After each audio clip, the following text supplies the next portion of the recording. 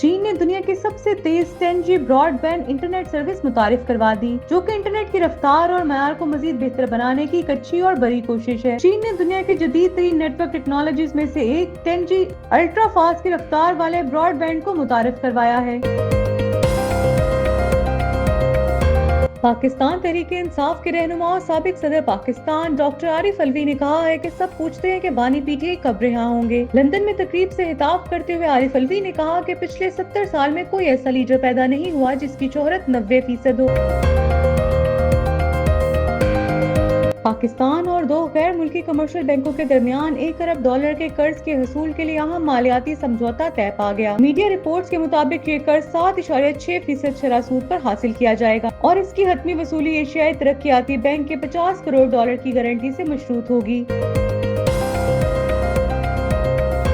سنتاس معاہدہ کیا ہے اور بھارت کے ناپاک مذموم عزائم؟ مقبوضہ کشمیر کے علاقے پہلگام میں 26 سیاحوں کی ہلاکت کے بعد بھارت اپنے ناپاک اور مذموم عزائم پر اتر آیا ہے۔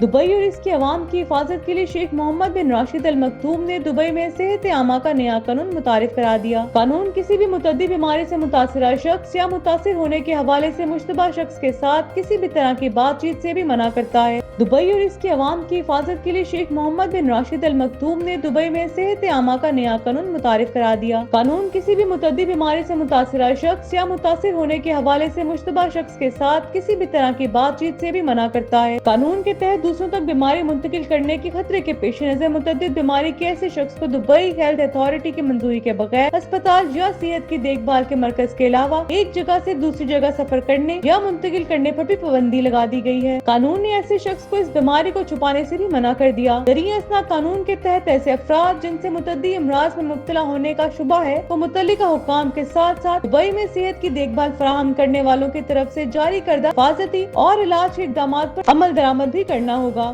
قانون میں ان ذمہ داریوں کا خاکہ پیش کیا گیا ہے جن کی مسافروں کو پابندی کرنی چاہیے۔ مسافروں سے مطالبہ کیا گیا ہے کہ وہ ذاتی حفظان صحت اور روک تھام کے اقدامات کریں، ماسک پہنیں اور جسمانی فاصلہ برقرار رکھیں۔ انہیں متعلقہ حکام کی طرف سے جاری کردہ پالیسیوں پر بھی عمل کرنا ہوگا۔ امارات کی بندرگاہوں پر متعلقہ حکام، طبی ٹیموں اور صحت کی دیکھ بھال کی خدمات فراہم کرنے والوں کو ان کی درخواست کردہ معلومات اور ڈیٹا فراہم کرنا ہوگا۔ متعدی بیماری والے شخص دبئی ہیلتھ اتھارٹی اور وفاقی اور مقامی حکومت ایجنسیوں سمیت متعلقہ حکام مطلع کرنا لازم ہوگا۔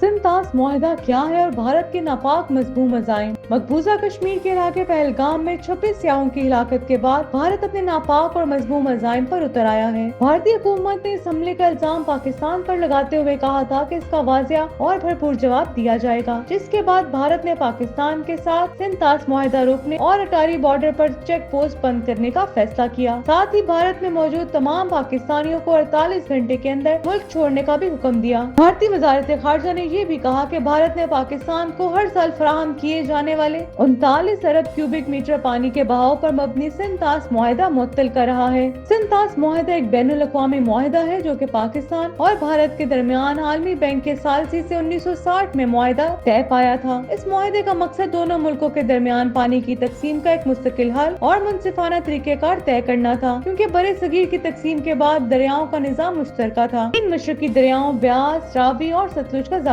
پانی ملتا ہے۔ تینوں مشرقی دریاؤں پر بھارت کا کنٹرول زیادہ ہوگا۔ مقبوضہ کشمیر سے نکلنے والے مغربی دریاؤں چناب، جہلم اور سندھ کا زیادہ پانی پاکستان کو استعمال کرنے کی اجازت ہوگی۔ معاہدے کے باوجود 1960 کے بعد سے اب تک بھارت کی جانب سے مسلسل اس کی خلاف ورزیاں جاری ہیں اور ابھی تک جاری ہیں۔ بھارت نے معاہدے کے باوجود پاکستان کو پانی سے محروم کر رکھا ہے۔ مزید یہ کہ بھارت کو ان دریاؤں کے پانی سے بجلی بنانے کا حق تو ہے، لیکن پانی ذخیرہ کرنے یا بہاؤ کو کم کرنے کا حق حاصل نہیں ہے۔ اس معاہدے کی ضرورت 1948 میں اس وقت پیش آئی جب انڈیا کی جانب سے مشرقی دریاؤں کا پانی بند کر دیا گیا تھا۔ دونوں ملکوں کے درمیان پیدا ہونے والی کشیدگی کے باعث عالمی برادری متحرک ہوئی اور 19 ستمبر 1960 میں پاکستان اور بھارت کے درمیان سنتاس معاہدہ طے پایا، جس کی پاسداری پاکستان آج بھی کر رہا ہے، مگر بھارت اپنے ناپاک اور مذموم عزائم سے باز نہیں آتا۔ یہاں یاد رہے مقبوضہ کشمیر کے علاقے پہلگام واقعے کے بعد بھارت کے یک طرفہ اقدامات کے معاملے پر وزیر اعظم شہباز شریف نے قومی سلامتی کمیٹی کا اجلاس آج आज तलब कर लिया। वज़ीर आज़म शहबाज शरीफ आज कौमी सलामती कमेटी का अहम इजलास तलब करेंगे, जिसमें भारत के हालिया जारहाना इक़दामात के तनाजुर में मुमकिन जवाबी हिकमत अमली पर गौर किया जाएगा। इजलास की सदारत वज़ीर आज़म खुद करेंगे। ज़राए के मुताबिक इजलास में वज़राए खारजा, दाखिला, दिफा,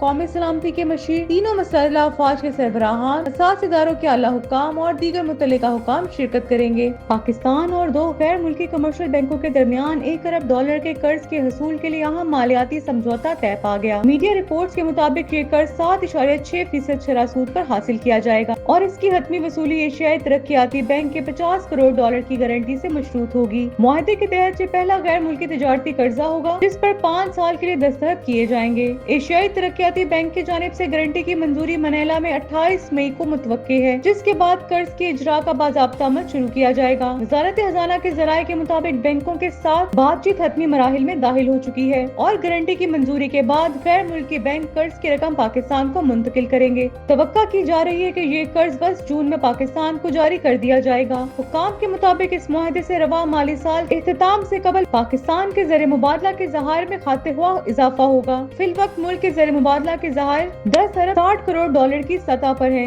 जबकि हुकूमत की कोशिश है कि जून के आखिर तक ये ज़खायर $14 अरब से तजावुज कर जाएं। माहिरीन मुआशियात का कहना है कि ये कर्ज वक्ती रिलीफ तो फराहम करेगा, लेकिन इसके पायदार असरात के लिए जरूरी है कि मईशत को मजीद इस्तेहकाम देने के लिए बुनियादी इस्तिलाहात पर तवज्जो दी जाए।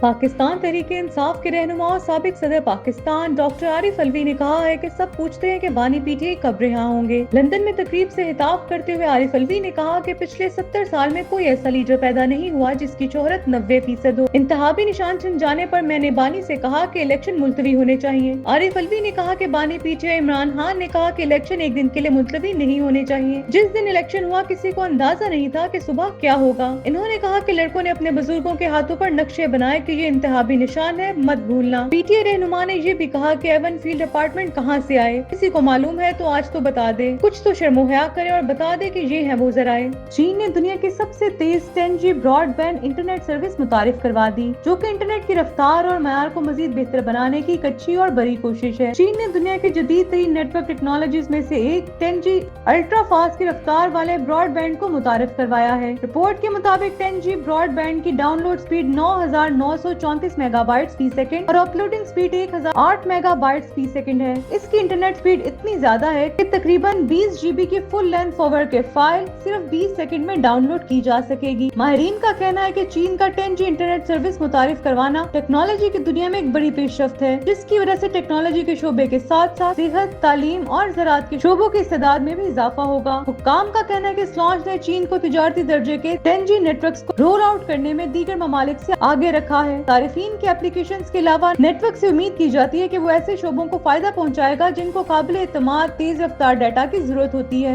इनमें टेली मेडिसिन, रिमोट एजुकेशन, सेहत से मुतल्लिक ज़राअत और सनती ऑटोमेशन शामिल है। 10G ब्रॉडबैंड की खसूसियात में 10G ब्रॉडबैंड की मदद से सारिफीन को डाटा डाउनलोड और अपलोड करने के लिए इंतहाई तेज रफ्तार मिलेगी, जो 1G, 2G या 5G से कई गुना तेज होगी। इसकी मदद से नेटवर्क की ताहीर कम होगी, जिससे ऑनलाइन गेमिंग, वीडियो कॉन्फ्रेंसिंग और दीगर हकीकी वक्त की खिदमात में बेहतरी आएगी। 10G ब्रॉडबैंड की तेज रफ्तार की वजह से 4000-8000 वीडियोस, वर्चुअल रियलिटी और HD वीडियोस की स्ट्रीमिंग बगैर किसी रुकावट के मुमकिन होगी। इस टेक्नोलॉजी से एक ही वक्त में ज्यादा से ज्यादा डिवाइसेस को आपस में कनेक्ट किया जा सकेगा, जो खास तौर पर स्मार्ट सिटीज और इंटरनेट ऑफ थिंग्स के लिए अहम है। ये इंटरनेट की तेज रफ्तार नई एप्लीकेशन और सर्विसेज को मुमकिन बनाएगी, जैसे खुदकार गाड़ियाँ, सनती रोबोट और दीगर खुदकार सिस्टम्स। चीन की हुकूमत का मकसद दुनिया भर में इस नौयत की टेक्नोलॉजीज का इनकलाब का हिस्सा बनना है और मुख्तलिफ शोबों में इनकलाबी तब्दीली लाना है। इस सर्विस का मुतारिफ कराना डिजिटल इंफ्रास्ट्रक्चर के लिए अहम कदम है। चीन ने दुनिया में 5G की कामयाबी के बाद अब 10G को बड़ा कदम समझा है, ताकि आने वाले बरसों में इंटरनेट की तेज रफ्तार खिदमात की फराहमी की जा सके।